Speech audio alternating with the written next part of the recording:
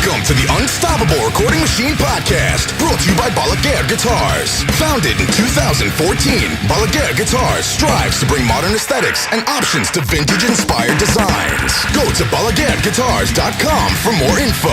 This episode of the podcast is also brought to you by Fishman, Inspired Performance Technology. Fishman is dedicated to helping musicians of all styles achieve the truest sound possible, wherever and whenever they plug in. Go to Fishman.com for more info. And now your host, EYAL Levy. All right, welcome to the Unstoppable Recording Machine Podcast. I am EYAL Levy, and this is a very special episode. I've got Mr. Jordan Valeriote with me from Hardcore Tracking. Who's also a producer in his own right, credits like Silverstein and Neck Deep and Intervals and Counterparts and more plural bands. I feel like we've all recorded lots of the plurals. Oh yeah, for sure. And the plurals give you credibility. Definitely. It's instant credibility. Yeah, that's why we're talking, because of double the plurals. The rates. Yeah. Triple, dude. So Jordan's here because if you're hearing this, we're going to go back in time. That means that Hardcore Tracking has been released. And it is kind of like, for those of you who are familiar with my work, if you're familiar with my Creative Live bootcamp with Monuments and you liked that, it's kind of along the same lines. It walks you through every step of the process in tracking a band, all the way from obviously Jordan's philosophy on tracking, which is a good philosophy, to choosing drums and everything you would want to know with drums, is replacing heads and on and on and on, all through guitars, vocals. And the reason that we're kind of getting behind this is because there's not too many educational products out there that will teach you how to track heavier music properly. There's a lot of stuff out there for general recording, but at least when I did my boot camp over a year ago, the idea was to finally be like, this is how you track heavy music, like for real. And I haven't really seen anything since. Yeah. This is the first thing I've seen since. And so I kind of wanted to just get on record and be like, it's good, people. Check it out. Yeah, appreciate that, man. So you put a lot of work into this. Yeah, I mean, as you know, having done something similar, like, I think the reason why there's not much out there is because it's hard to do. It's taken, I think I started planning this at least kind of last summer, started basically doing a whole written outline, all the, surveying, people who follow my stuff and say, asking, what do you want to learn? What do I need to cover? All that stuff started over 6 months ago. And then, booking the studio, finding the band, going and actually filming it, and then all the editing and everything after the fact, and just getting everything prepared and ready to share with people has also been months and months. So yeah, it's not easy to do. And I think that's why there's not a lot out there. So yeah, just like you said, I thought it was a need. I've been teaching a lot of mixing stuff for a while, which is great. But I think anyone who kind of gets beyond the beginner stage a little bit starts to realize pretty quickly that, the tracks you are capturing at the source really are the main factor that determines the quality of the final mix and the final product. So I definitely wanted to get something out there on that. I totally agree. And it's interesting. Something I've started to think lately, and I mentioned it in another podcast, is that, when you have like a favorite mixer of yours, mm-hmm. who just delivers the goods almost every time, and then it's like they have this mix that's just not up to par. And it's like, what happened? Right. Or like two mixes, and it's like, was he drunk that day? Like, what's going on? And then you hear through back channels that the production was a complete disaster. Right. And that he did everything he could to salvage it, and that the fact that it sounds as good as it sounds is a miracle. Yeah. Yeah, totally. That's happened to me before, for sure. And I think, like what you just said about, your favorite mixers who just constantly pump out great sounding stuff, and everything is always great. Aside from the situations you mentioned, kind of my goal with this course is to get people to that same level, but from a tracking standpoint, so that no matter who comes through your door, no matter what you're working with, you get the same level of quality at the tracking stage, no matter what. And that just automatically sets you up, or whoever's mixing it up, for a killer mix, right? Yeah, so let's talk about that in actual practice, because I know for a fact that the people listening to this are going to experience a wide variety of clients in terms of quality. Yeah.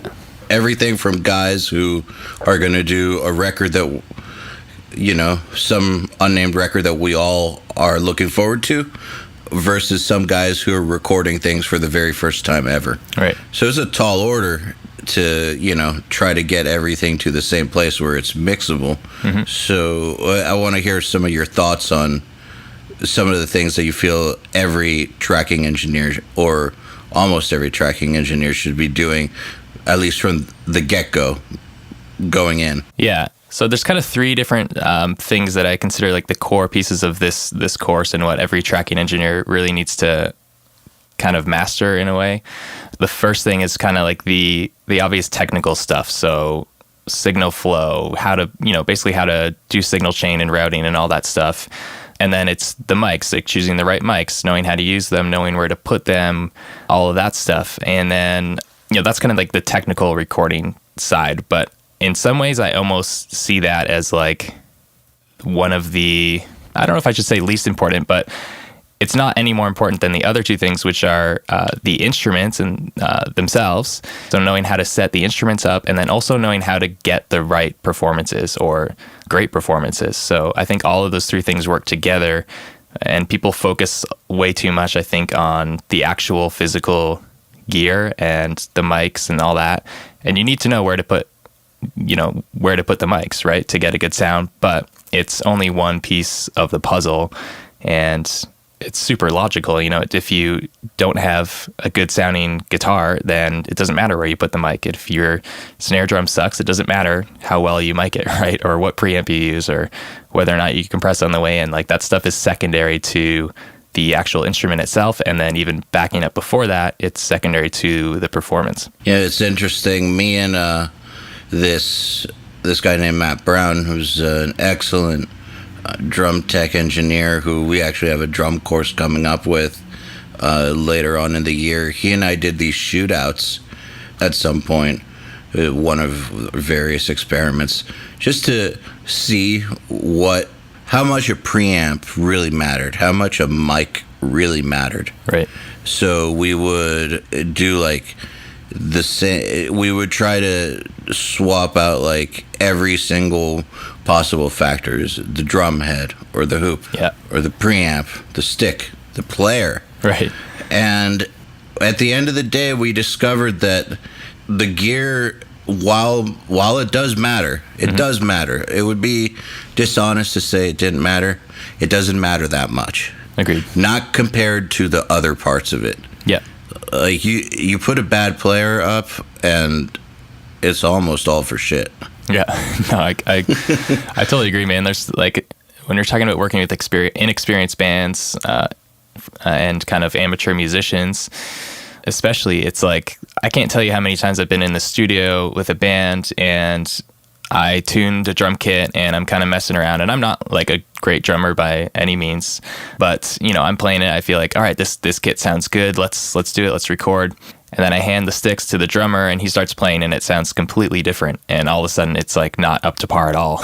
And it just goes to show you that's just like the way someone hits a drum, the way someone strums their guitar or picks a note it has a way bigger influence over the sound than the mic and preamp and converters and that stuff, like you were just saying. And that's kind of like at the very start of this course, one of the things I talk about is just your mindset when it comes to the whole signal flow of getting a track down. And there's a little signal flow chart I put out a couple of weeks ago, actually, but it's in this course too, and there's some videos talking about it. But it just is a graphic illustration of, I call it the signal flow hierarchy, where the most important thing in your chain is the player first.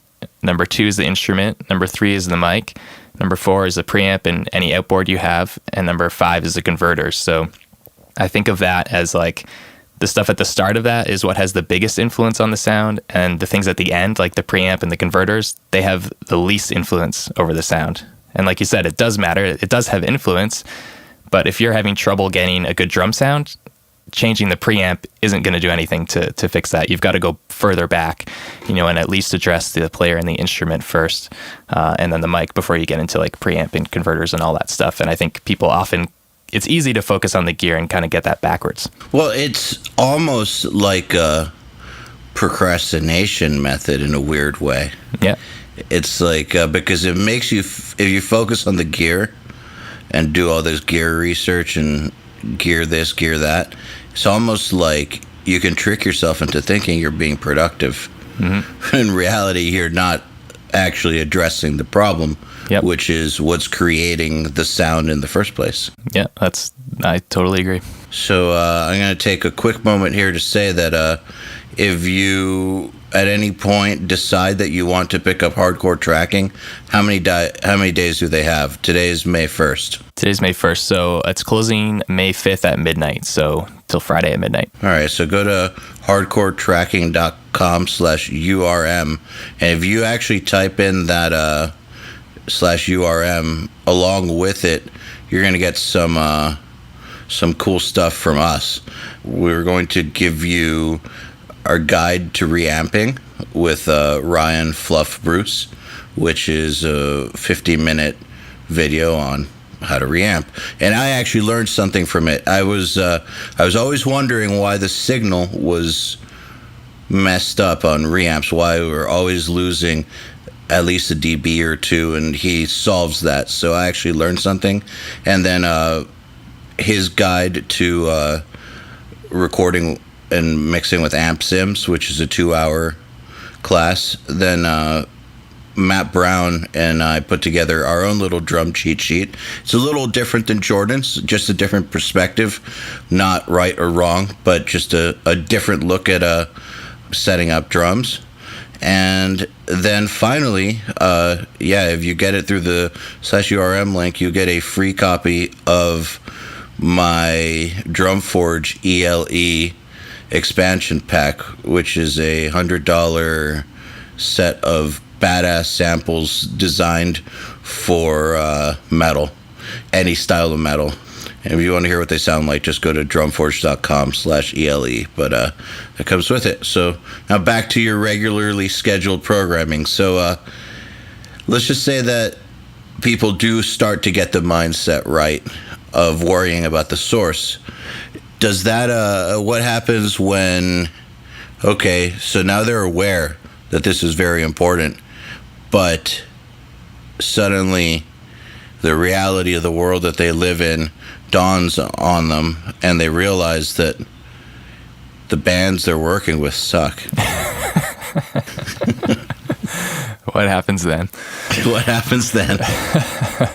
Well, then it comes down to, that's why, like I was saying before, I believe it's really important for an engineer, if you're serious about this, you want to do this in the long run, being a master of your mics and your audio gear is important, but like you need all these other pieces so that when that happens, exactly what you're saying, when the band sucks, when they can't play, and let's be honest, like you said, it's the reality of the world you're living in. I mean, I'll be honest, even records that I've done for labels, there's guys in the band who can't really play. So sometimes those are worse. Exactly. Yeah. So there's no guarantee. Like, I think sometimes people message me and they're like, oh, it must be so great working with such and such bands, or at this level, you don't have to deal with like the crap anymore. And I often say, like, you know what? I'd say overall, yes, for the most part, once bands get to a certain level, they can't really get to that level if they suck for a long time.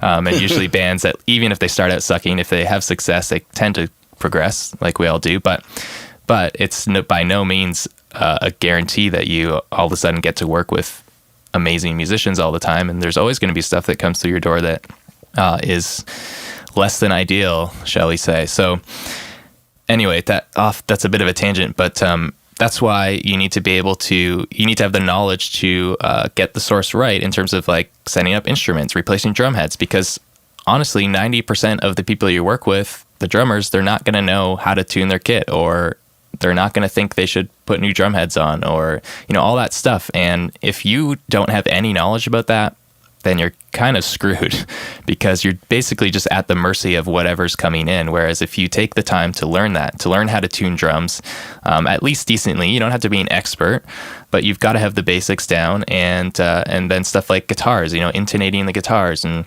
making sure all that is set right, and making sure you're using the right strings. If you don't pay attention to that stuff, and if you don't, try to get a grasp on that, then you're just kind of at the mercy of whatever's coming in. So that's kind of on the instrument side. And then there's a lot of things you can do on the performance side also, to kind of overcome those issues. But again, those are things you have to know about. And I think that the best way to learn that stuff is just to watch a record get made and see how someone solves these problems that come up, and the guitar player can't play a riff without getting that nasty noise in between these two notes. Like, what's the solution? What does the engineer do to get around that?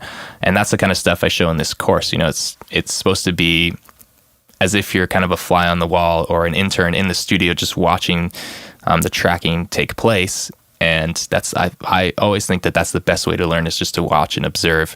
And then obviously, as the process is going on, I'm also stopping and explaining everything I'm doing. So not only do you get to see and hear it unfold, but I'm also explaining everything that's inside my head as it's happening. And let me just point out that when I talk about the old mentorship system from the big studio world disappearing, I talk about that on the podcast a lot.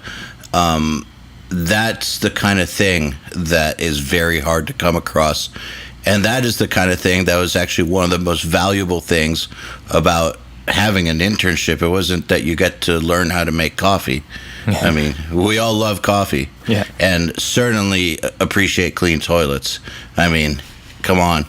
We're all civilized people here, but the most helpful thing for an intern is getting to be mentored, getting to watch how things are actually done. And now it's very, very hard to come across that. So this kind of replaces that in a way. Yep, definitely. That's always been my goal with anyone who's been following my stuff or has any of my other courses. I always talk about that, of how the old days used to come up, mentoring under someone, watching what they do day in, day out, and you just soak that stuff in, and it has a huge impact on you. And that's how I learned. I mean, I started out completely on my own, and I barely progressed for like 2 years in recording and mixing. I'd say my quality barely changed within the first 2 years.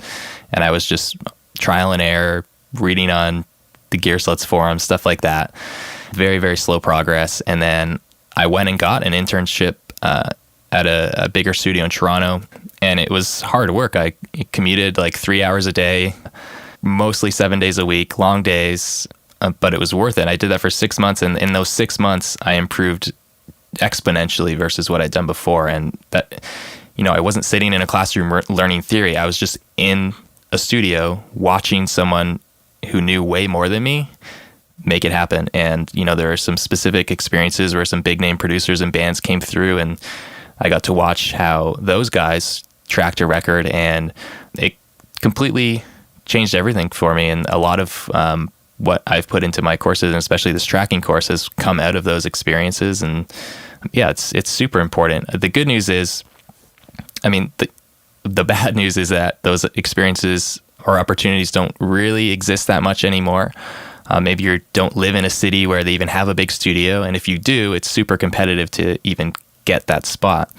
But that's the beauty of the internet, right? Is that through, the stuff that you guys are doing and other guys and myself, you do have access to that information in a virtual way, and you don't have to move to a different place or work for free for a year or any of that stuff in order to get it. So it's, I think it's an awesome opportunity for any up and coming engineers today. Absolutely. And that's also one of our main goals, is to replace that. I think that we're spirit brothers in that goal. Yeah. So let's talk about maybe share like a tip or something, like something from inside the course, like just something that happens when you do have to coax, say, a performance out of a drummer. Like, it's just not happening. Right. Just think of something cool. Okay. Let me think. Not to put you on the spot there. Yeah. Yeah. No pressure or anything. Yeah. No, that's cool. I think, so for drums, let me give 2 tips. Let's give the scenario of like a decent drummer or a really good drummer, and you're trying to get the best performance. I think, obviously when you're tracking drums, one of the main things you're listening for is the timing, right? You're making sure they're on the click, they're not rushing or speeding up or any of that. But I think sometimes what people kind of let get away from them in that whole process is the dynamics and the feel of how they're hitting the drums and stuff. And especially after a long day of drum tracking towards the end, I find one of my biggest roles as an engineer and producer tracking drums is as the day goes on, I'm constantly telling them, hey, the timing was great, but you were hitting the snare way too quiet there. Or that was a great take, but that tom fill, the floor tom was just, you didn't hit it hard, so we got to do it again. And it's just that attention to detail is super important, and it's up to you as the engineer or engineer/producer. It's not the band's responsibility to make sure that the takes are great. I think that it's your responsibility. So you've got to pay attention to that stuff. And it's not just about the timing with drums. It's about, how they're hitting the snare and the kick and, making sure they're hitting it as hard as they can every single time, and making sure the cymbal dynamics are consistent, and just making sure that you don't get to the point where you're mixing afterwards and then you're trying to get, let's say a huge breakdown or a huge chorus to come in heavy, and you realize that the drummer was tired and didn't hit the crashes very hard at that part. And it's just like, what are you going to do about that? Aside from going down a whole path of replacing everything. That's the stuff you really got to be paying attention to.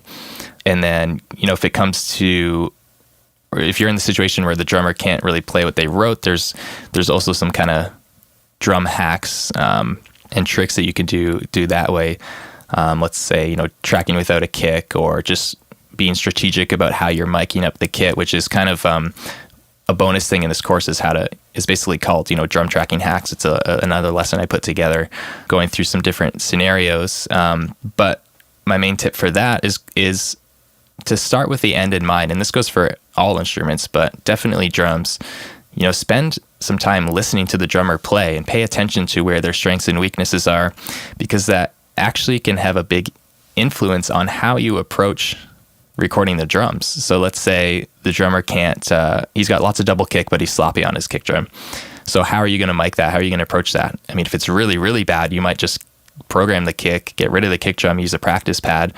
But if you're going to have to do a lot of editing on the kick specifically later, to me, that always influences how I record, because now I'm going to deaden the kick a lot. I'm going to try to basically make the kick quieter, or just have less of it bleeding into the mics. I'm going to mic cymbals closer.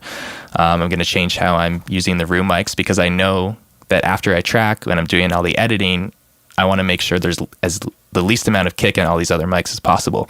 So that's just an example of kind of starting with the end in mind, trying to tailor your approach to, the musician that you're working with and the material, the genre that you're working on, if that makes sense. Absolutely. So it's interesting. The role of the producer in music is a little different. I think about it as, if you want to relate it to film, almost like if you combine the producer and the director into two roles, because the director's there calling the shots, planning the shots, and making them happen generally. Yep. The producer kind of oversees the big picture. Mm-hmm. And in this case, as far as approaching the drums, what you're saying, and I agree, because I approach it like this too, is you got to know the big picture of what you're working with so that you can set yourself up for success. Yeah, exactly. Basically. Yeah, you got to start with the end in mind. Yeah, if you don't do that, you might luck out. Sometimes those stories of, we just set up and hit record and it was magic. That happens. Yeah. 1 out of 20 times, maybe. Yeah. Let's move on to talking about your guitar and bass tracking strategy. Yeah, sure.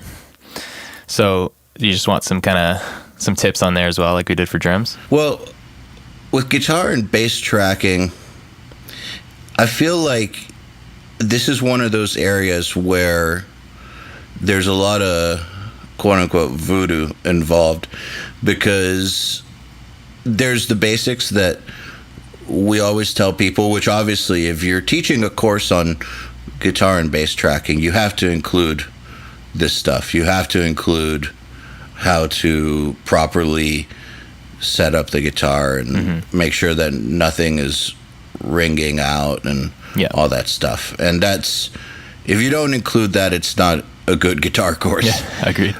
But, and I know that you've included it, but you've gone a lot further than that. And I want to talk a little bit about some of the stuff that you covered that deals with, once you have that stuff out of the way, how do you then go about getting the better tone, that banging tone, or those banging takes that you hear on the records you love? Because I know that I've had experiences where I do all that stuff, all that prep, and it still kind of sounds sad. However, it would have sounded way sadder if I didn't do that stuff. Sure. Yeah, I mean... But I want the sadness to go away. Yeah. So my approach to guitars for a long time has been less is more. And that goes from tone to layers and all that. So, when it comes to tone, I'm a really simple guy, and that's what I show in this course. Simple guy when it comes to recording, I should say. I don't like this stuff that I see online and the other people doing about putting 4 mics on a guitar cab and blending them all and setting up multiple heads and cabs and miking them all up and blending all those tones. To me, it's just like, it's what a headache. And to be honest, even when I'm just mixing a record and someone sends it to me and there's 3 mics on the cab, I'll just pick whatever one sounds best and I delete the rest. So it's like all that work for nothing. But so now I rarely use more than 1 mic on a cab. So in this course, I do show how to use 2 mics. So I have 57 and a ribbon mic, and I show how to set up the phase and align it, and what it sounds like those two blended. And there are cases where that's a good way to go. You got to know how to do that. Yeah, you should know how to do that if you're an engineer. So I do show that, and then I show it, and then I say, you know what? Again, it's with the end in mind. I know what I want this project to sound like. I'm not going to use the ribbon mic. I'm just going to use the 57 and get that right. So, because again, my goal is to show. I didn't want to make a course that shows techniques of like, here, you've got to have 2 or 3 different mics in order to get a good guitar tone. Like, that's not what I believe. I think you can have a good amp, put a 57 in the right spot, you spend a few minutes dialing it in, and you're good to go. Dude, if you need 3 mics, there's something wrong. Yeah, exactly. So that's the point I'm trying to make. And so yeah, less is more. You don't need 3 mics, you don't need 3 amps. And then when it comes to the performance, it's all about the tightness of it. And when it comes to layers, I'm on all of the records I've done that you hear, it's literally just a track on the left, a track on the right. That's the main rhythm guitars. And then any layers, we add on top, up the middle, or wherever they need to be in the mix. But the rhythm guitars are just one left, one right. And I think that's surprising to people because they hear these big guitar tones and they think it's, I used to think this way when I was just starting out, that to get a huge wall of guitar sound, you had to stack, 4 and 6 and 8 layers of guitar and switch up the amp and all that stuff. And it's just not true. The bigness doesn't come from layer upon layer. The bigness comes from stuff being clear and tight and hitting at the same time.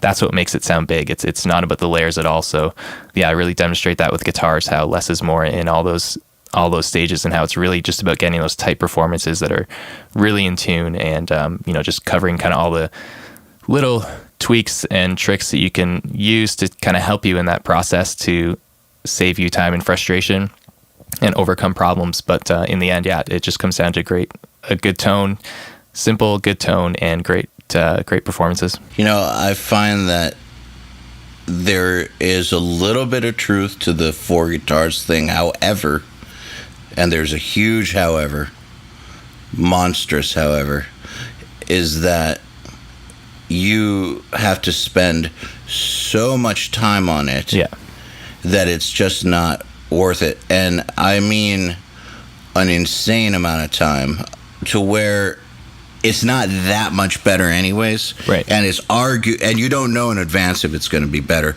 Sometimes it's not. Yeah. And the level of tight that it's got to be is ridiculous. Yeah. I think that's part of the problem, is because you might set out with this grand idea of, I'm going to do 4 guitar layers, I'm going to get it really, really tight, but then you realize that it's taking you 2 days to finish one song, and then it's really hard not to start letting things slide a little bit from there. Exactly. And that's the killer with 4 guitars, is you can't let anything slide. Yeah. On my own band's record that we did with Jason Sukoff in like 2008, we quad tracked everything, and it was some pretty intense stuff. It took us 1 month Wow. to do all the quads, because we weren't letting anything slide. Yeah. We were being maniacs.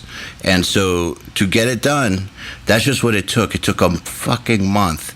And like, did it necessarily sound better than 2 really well tracked? I mean, that same year, Black Dahlia Murder tracked at the same studio and sounded just as good as we did, right.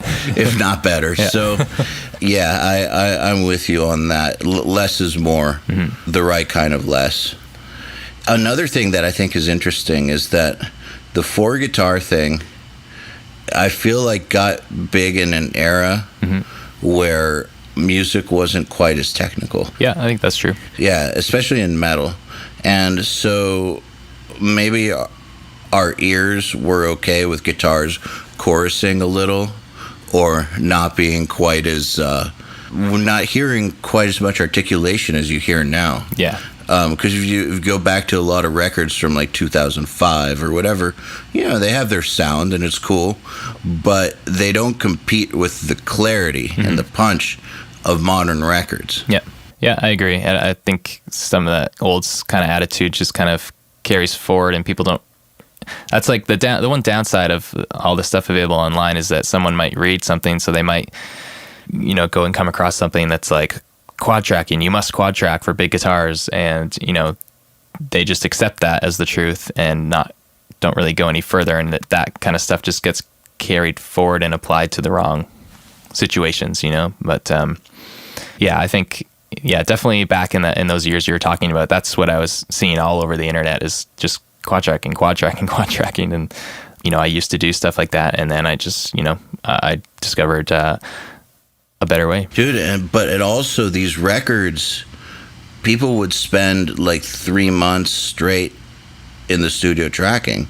Right. In those days. And I don't mean like 3 months spread out over weekends. I mean like 90 days. Yeah. And some bands might do that now, but that's just not real. That's just not reality for a lot of people. No. And again, it doesn't necessarily sound better. Right. Yeah. What's really delivering the result you want, right? Is, there's probably a better way to spend that time in most cases. Well, I think what's really delivering the result you want is a simple, good tone tracked really, really well, 1 per side. Yeah. And if you want to 80-20 this or 90-10 it, I think that's your answer. So you should get really good with that. And I just want to reiterate what you were saying about the one mic thing. As an engineer, you should know how to use multiple mics, just because it will come up. Yep. However, 80-20, if 80% of the time, or even 90-10, you're not getting the tone with one mic, there's a problem at the source. Yeah. That is earlier in the chain than the actual microphone. Yeah. Agreed. It was one of the things that was like a big light bulb for me when I kind of learned this whole one mic thing, is when I was interning at that studio I was talking about. And it's kind of funny, but I was there when the Jonas Brothers were tracking a record, and the producer John Fields was there. He's an amazing producer. And, I know it's Jonas Brothers, you think Disney pop, whatever, but this is a rock record. It's real drums, real guitar, real bass, it's a rock record, pop rock. And, anyway, he's setting up the guitar cab, and, we didn't have a ribbon mic at the studio. So I actually brought in my Royer ribbon mic, and, he throws that with a 57 beside it on a cab. And I'm like, thinking I know what's going on. Oh yeah, that's the classic go-to setup everyone uses, a 57 and a Royer blended together. But then when he went to track guitars, I noticed that he'd go to track a part, and he would basically listen to the guitar tone for like 5 seconds on the 57, and then like 5 seconds on the Royer. And then depending on the arrangement of the song and what the part was, he would just choose one. So it was like he would just put the fader all the way down on the Royer and then just record the 57. And then for another layer in the song, he would do the opposite. And he never blended the two together. He just chose which one was right for the part. That like blew my mind, because up until then I was kind of in my studio, you know, again, using multiple mics, thinking I needed to blend these two mics to get a great tone, and watching him do that, and it sounded like a platinum record right off the bat, you know? That's such a good story, just a good piece of knowledge or wisdom that applies across so many different recording instances. I can think of two right off the bat. Like there's times where sometimes I'll set up multiple overheads, like a close kind of stereo pair, and then also kind of close mic the effect symbols, and then also maybe do like an XY, like several feet up, right, and or something, just to kind of get like a kit picture version as well. And people are like, dude, phase problems. It's like, well, we're not planning on using them at the same time. Right. We want to get different options on the kit. And then also, in this most recent Now the Mix, we actually did 4 country tracks. Awesome. But we included a metal track for the metalheads. And I remember that when I originally mixed it, I laid like 10 tracks of samples just because I couldn't figure out what I wanted. And I went with one sample. Right. One sample, and a top mic, bottom mic, side mic sample on the snare, one sample on kick, and then no samples on toms. Right. But I think I gave them like 10 tracks of snares, 4 tracks of toms, and like 5 different kicks to choose from. And people were like freaking out. They're like, my DAW's not even working with this. Like, what do I do? How do you get it to work? It's like, dude, pick one. Yeah. Pick one and go. Yeah, totally. And that's so often what I do. And when I get sent stuff like that as well, I just usually choose, you know, the best one.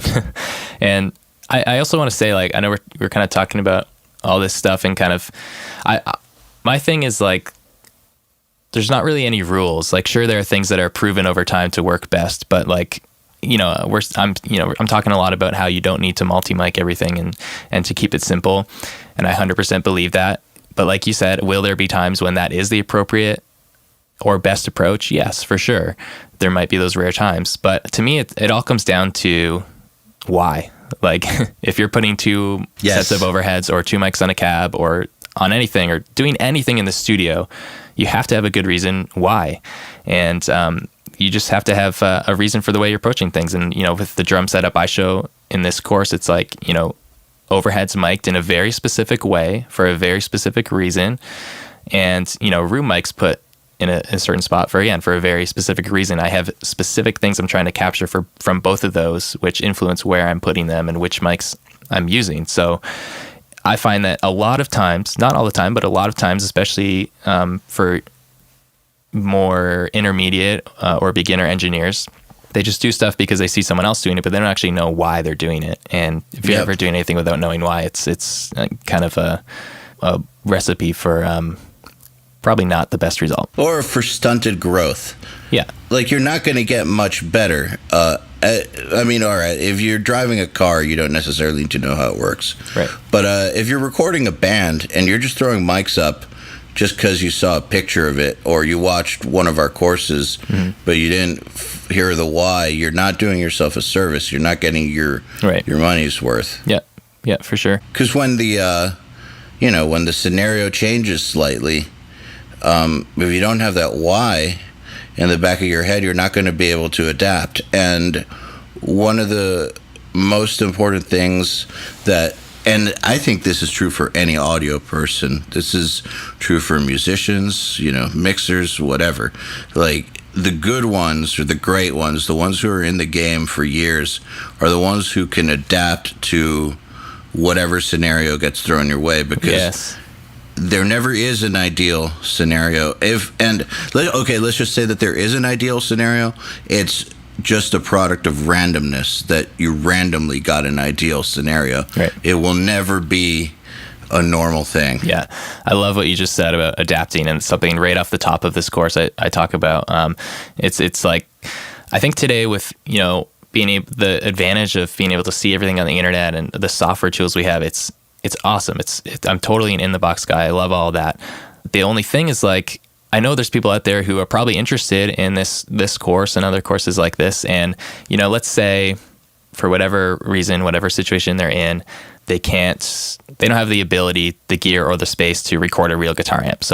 But they're getting really good at using amp sims, and they're making good sounding records with amp sims. That's awesome. Like, if you can make great sounding records with that stuff, like, great, do it. But like you said, if you can't adapt and kind of know how to approach different situations, because what if a band hires you and they're a great band and it's going to be huge for your career, and they're like, yeah, we want to do this more organic. We want to have real drums. We want to have real amps in the studio. And if all you've ever done is spent your time just in one specific, really narrow thing, you're kind of sunk there. How can you do that project? You're not going to be able to go into a studio and mic up a cab the way they want. Or let's say you get sick of metal and you want to do a country record or a pop rock record.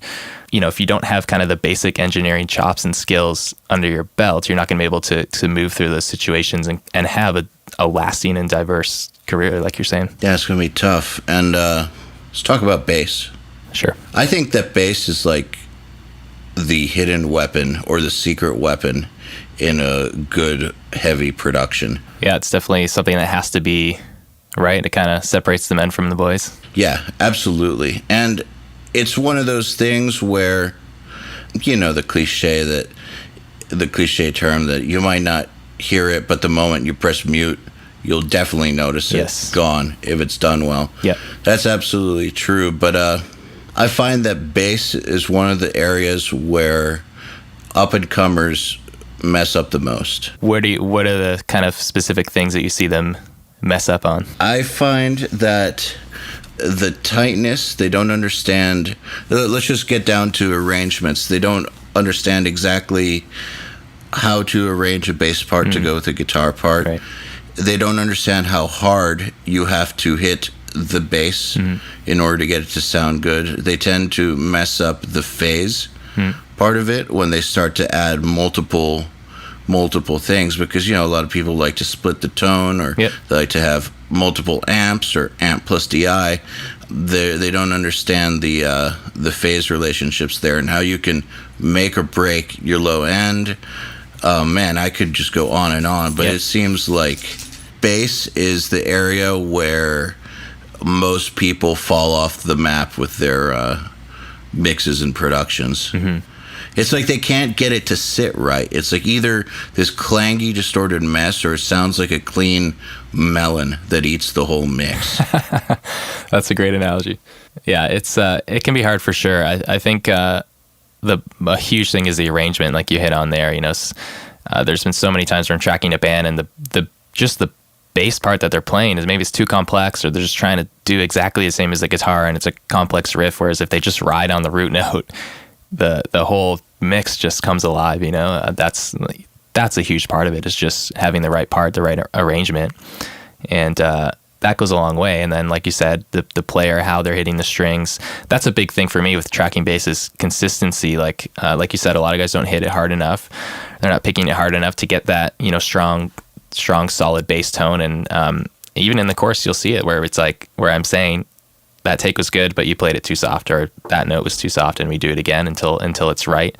And that's how you end up with a solid, consistent bass tone. Do you ever find, at least I found, that when the bass sounds good, it's almost like the production comes to life? Like there's this, you want to like fucking get up and like jump through a wall or something. Like it just happens. It's like the missing puzzle piece. Yeah, I think so.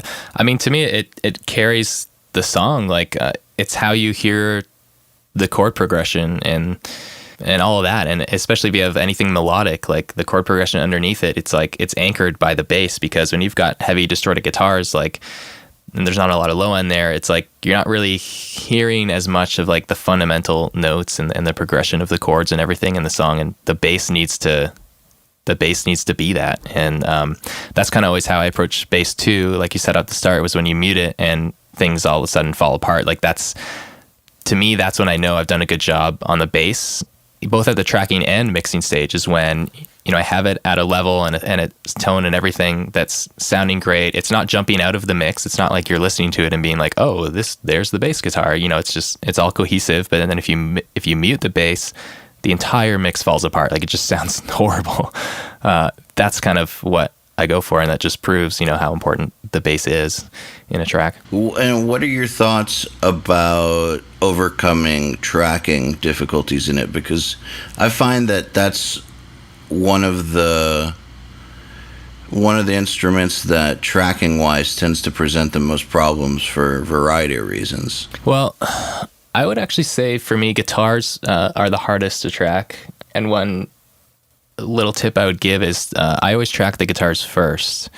And the reason is because I find it easier to basically fix an issue with tuning or yes, arrangement or whatever on a bass after the guitar is tracked. Because, let's picture if you're just tracking bass to drums, okay, sure, you tune the bass, but what if the intonation's slightly off as he's moving around the neck? If you're just hearing bass and drums, like, usually the bass sounds really good because it's all you've got.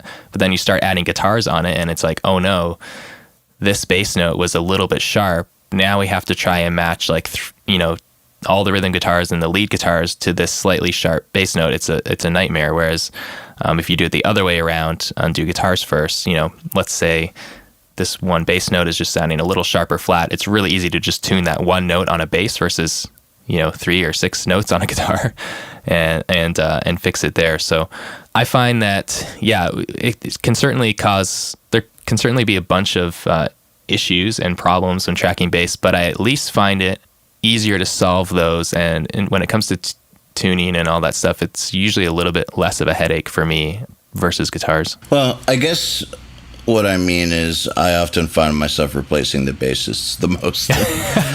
Well, yeah. I think that's like the classic, how many times is the bass player only in the band because he's friends with the guys and they need someone to play bass, right?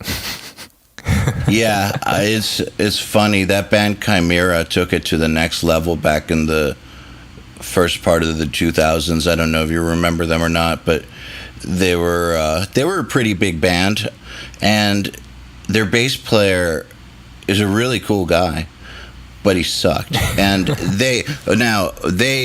I'm not talking shit. Like, they were very open about this on their DVDs and stuff, and like, right. They made a whole thing about him sucking. It was, the fans knew it and everything, and it turns out that he's the one who had all the relationships that would get them their tours. He's the one who knew the guys in Slayer. Yeah. So yeah. Well, yeah, that happens. I've been involved in records that are fairly well known where the guitarist tracks the bass and the bass player could care less. So it happens. Yeah, absolutely. So, all right, moving on. Let's talk about what you've got in store here for people vocal wise, because there's a lot of different elements to tracking good vocals. Yeah. I know that you're covering singing, you're covering doubles, harmonies, yep, screams, but let's get into it. Let's talk a little bit about what people can expect. Yeah. So vocals, again, simple approach. Like, I'm not going to show you, what the vocal sounds like shooting out 3 different mics. Like, to me, that's not what I'm trying to accomplish with this course. Like, my goal and my promise with this course is that you can watch all the content, absorb it, practice it, and get, basically after you go through it, be in the position where you could go into any studio and just do what I show you here and come out with a pro sounding record. So that's my approach with vocals too. So I'm not shooting out a bunch of mics. I do talk about the difference between dynamics and condensers, but for me, like, I've gone through spending thousands and thousands of dollars on vintage mics and tube condensers and all that stuff, and I ended up just getting rid of all of that, and I track all my vocals with an SM7B. It sounds good on everyone.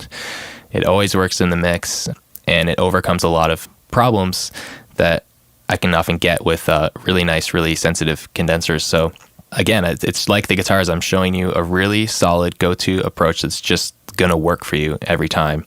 and going through the whole vocal chain. And then also I think the workflow and the strategy about how to tackle vocal tracking is kind of unique, and I have a way of doing it that I don't know if I've really seen anywhere else.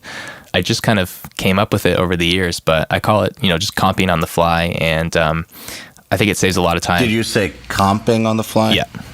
Okay. Yeah, so I really demonstrate that in the course, and to me, it's all about getting great performances quickly, not burning out the vocalist, staying in that zone where their voice is warm and they're fired up and they're giving good performances, and not, just committing to stuff is a huge thing. And so I do comp together multiple takes, but it's not in the traditional way of having 5 or 10 different tracks of vocal takes of the same line and then going through after and picking what the best one was. I don't do that at all.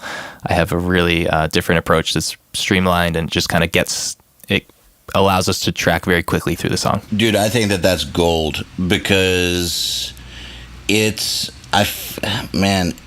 so tough. Yeah. In my opinion, getting through this particular hurdle of a production, because every single vocalist out there has this problem, the stamina problem. Yeah. And whether or not, whether one can last 4 hours or one can last one, mm-hmm. or, different vocalists need different recovery times. That doesn't change the fact that they all need the recovery time. Yep. And they all, once you start doing a vocal session, the hourglass has started, the sand has started shifting to the other side. Absolutely. And you only have a finite amount of time. Yep. This is true of every record involving vocals that you will ever do. And you can tune vocals somewhat, but you don't have the same kinds of tools for vocals that you do for drums, right, in my opinion. Yes, you can tune vocals and all that, but it starts to sound like garbage if you use it too much. There's a threshold. They don't really only sounds good if the singer's close, right, in my opinion. Right. Yeah. So we don't have these tools to completely transform a vocal. And unless you're dealing with a total nondescript generic vocalist, which does sometimes happen, it's not like you can just hand the vocals over to somebody else. Right. Now, I've done that with my engineer sometimes, where we are dealing with a generic shitty vocalist and who's got no stamina, and so we'll have him track the main lines, and then my engineer would do the doubles and the harmonies, and sure, no one would know better. But that's not something you want to do on a real record, and that's not something you want to do with a good vocalist.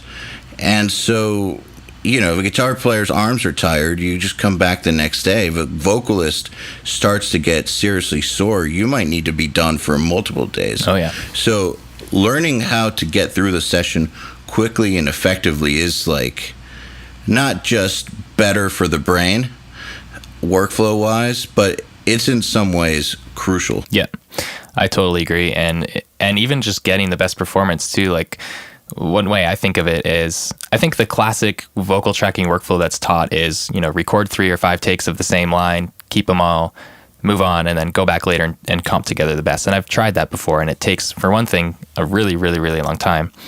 But for the other thing, you don't necessarily get the best takes because you're not even thinking about quality and what you need. It's all about just volume of takes. It's this mindset that, okay, I'm not sure about this vocalist or this part, or if they got it good enough, but I've got 10 takes, so I've got to have a good combination somewhere in there. Which is not true at all. For me, it's I'm going to keep doing it until it's right. And sometimes when the vocalist is in the zone, that could mean one take. And honestly, this for all of this, I feel like a common theme is just committing and knowing what you want as the engineer and producer, because honestly, I'm not afraid if I'm tracking with a vocalist and we're working on a line and they do the first take of this line and it sounds awesome. I'll just be great, next line. I'm not afraid to do that and commit with that. Whereas, I think people get afraid and they second guess and like, whoa, that sounded great, but that was only the first one, so we better do 5 more, and it's not real unless we do 5 times the work. Exactly. And that's, again, going back to burning out the vocalists, taking them out of the flow. And again, I find the faster you move, the more you stay in the same zone. If you don't have to do the same line 10 times, then why do it 10 times? That's only going to have a more disjointed feel of the performance throughout the whole song versus just kind of going as quickly as you can through it.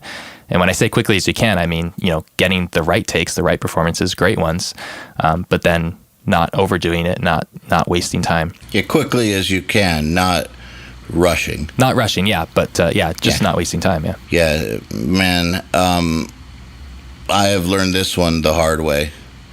I will take the blame sometimes for vocals never getting done on an album, or like the vocalist totally burning himself out. In some cases where I should have known better, I should have been able to call it when I was younger. Right. Now I would know what to do, but like this would have saved me some serious headaches. Yeah. To understand. I wish that I had a workflow like this.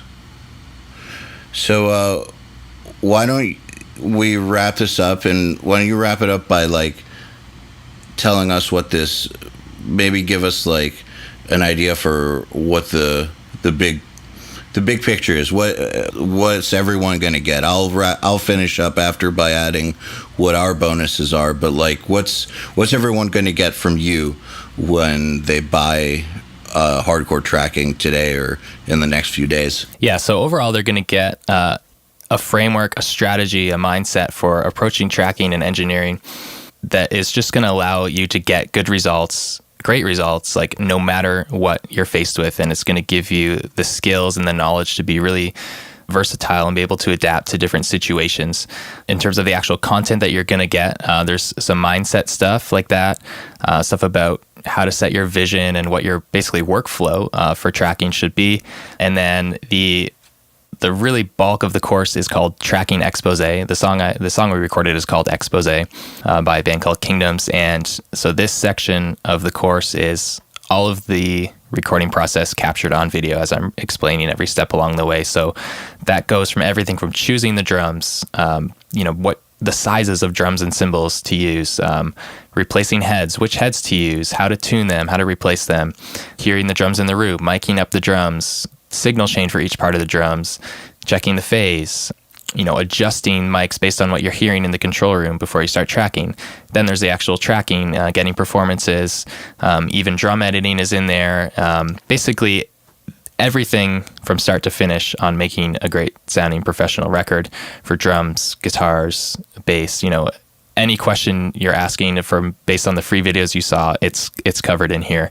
So all the way through from drums to vocals. We've also got some written content, like I said. So I kind of wanted to make sure I provided some of the foundational knowledge when it comes to signal flow, different types of mics, what they are, just in case you're jumping into this and you're a little bit more on the beginner side. I want to make sure that you don't jump into these videos and feel overwhelmed by, what's the difference between a condenser and a dynamic, or, what's a ribbon mic, or, why is he putting it into this at mic level instead of line level? Like all that stuff is covered in this guide I put together called Real World Recording. So it's basically a PDF ebook that you get, and it's very in depth, and that covers lots of things. Like I said, from signal flow, all that stuff. Also has some helpful little sheets on kind of my suggestions of go-to gear you should have in your studio as a project studio owner, some basics on how to treat your room, stuff like that, just kind of fleshing out all the fine details. And then there's also some bonus lessons on how to track drums in a small room. So in the main course content, we tracked at a pretty nice studio, but I know that one of the big questions that's going to come up is, what if I don't have access to a nice studio like this? What if I have a really small space to track drums in? So I tackled that head on. I went and recorded drums at a different studio. It's very small, and I showed you how to approach that. And a lot of it is very similar. I take the same approach in both rooms, but this extra bonus lesson proves that, and also lets you see some different drum mics and a different drummer, and see how I approach that. There's some bonus videos on cleaning up the guitar and bass, editing vocals and tuning, and then the drum tracking hacks, which, basically how to overcome sketchy drummers if they can't play what they wrote. So that's all included in the course. You're also getting private Facebook group where anyone who's part of this course can go in there, and we it's an awesome group now. I've got close to 1,000 members in there now, and a lot of them are great, like full-time engineers, and people do mix critiques, and it's super helpful, very positive group, which I think is really a big bonus in moving forward in your engineering career.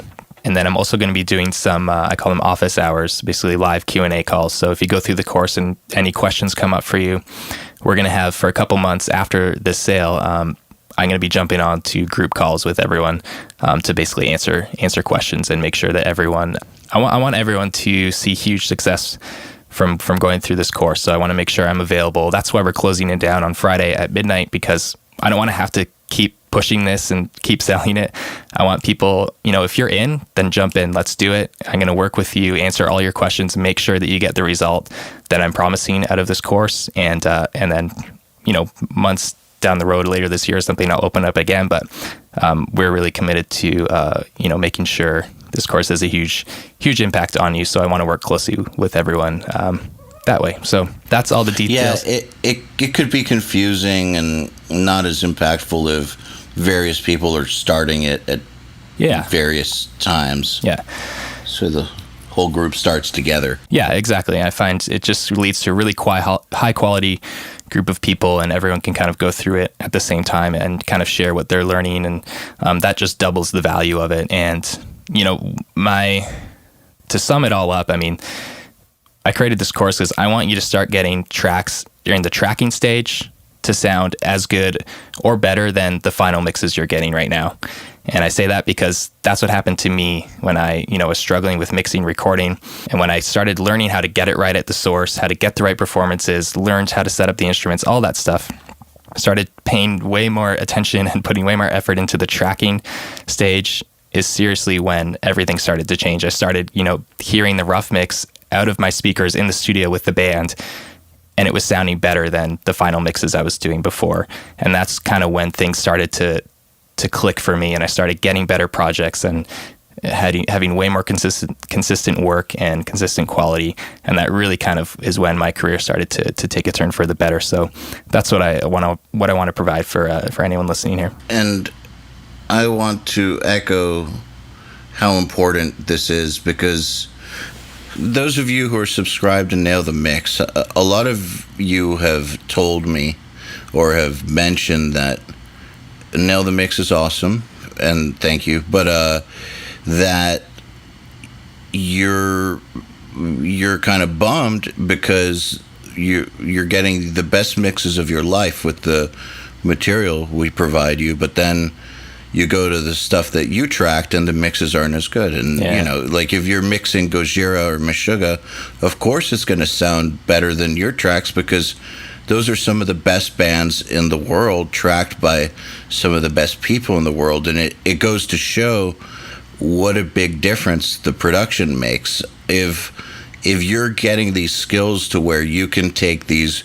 really badass tracks we provide you and keep them sounding badass, well, you are coming along as a mixer. But if then your own tracks sound like poopy, maybe you have some work to do on the production side, and that's exactly where this course comes to play. So if you're noticing that problem, I highly suggest this course. If you bought the Monuments bootcamp I did, and it's been over a year now, I think it's time to add something new to your arsenal there. And you should go to hardcoremusic.com/URM, because we've got some of our own bonuses as well. One of the things that Jordan did not really cover is reamping, and that's it's a pretty common thing that's going to come up, and it's not as simple as just plugging into a reamp box, because there's problems that you have to learn to account for, like level differences. And so we got our buddy Ryan Bruce, otherwise known as Fluff, from his YouTube channel, Beards and Gear, I believe. And he made us an hour-long reamping guide, and you'll get that. And we also have a 2-hour-long guide to getting the most out of amp sims, and it covers various amp sims, some of them that people consider to be rather lower end. We cover some of the expensive ones too, but kind of everything between, and show that you can get good results even if you don't have, you know, a Kemper or an Axe Effects in the digital amp department. We have our own drum tracking cheat sheet that was written by Matt Brown. Matt Brown, for those of you who did see the Monuments Creative Live Bootcamp, he was the drum tech on that. We have a drum course coming out with him later this September. It's super, super comprehensive, and he's one of the most gifted drum geniuses I've ever encountered. And when I say that, I mean not just playing, I mean engineering and tuning, and just he's a drum Bible, basically. And so his little cheat sheet is just a cool other perspective on approaching drum tracking. And then finally, you get a copy of the Drumforge ELE, that stands for EYAL Levy Expansion. It's my Drumforge expansion pack, and it's 3 drum sets tailor-made for mixing any genre of metal. They are mix ready out the box and have lots of tweakability with the metal mix in mind. So lots of the things that you would automate in a metal mix are the types of options that I give you. So it's very, very effective. All in all, get this, you're going to get a lot better. hardcoretracking.com/URM, and you have until May 5th at midnight. So get on it. Right on. Jordan, thank you so much for taking the time to talk to us about this. I'm super excited and wish you all the success in the world with this course. I hope you sell 200 million copies. Yeah. Thanks, man. I appreciate you guys getting behind it, and the opportunity to try and help out your followers here. So thanks. Thank you. The Unstoppable Recording Machine Podcast is brought to you by Balaguer Guitars. Founded in 2014, Balaguer Guitars strives to bring modern aesthetics and options to vintage-inspired designs. Go to BalaguerGuitars.com for more info. This episode of the podcast is also brought to you by Fishman, Inspired Performance Technology. Fishman is dedicated to helping musicians of all styles achieve the truest sound possible wherever and whenever they plug in. Go to fishman.com for more info. To ask us questions, make suggestions, and interact, visit nailthemix.com/podcast and subscribe today.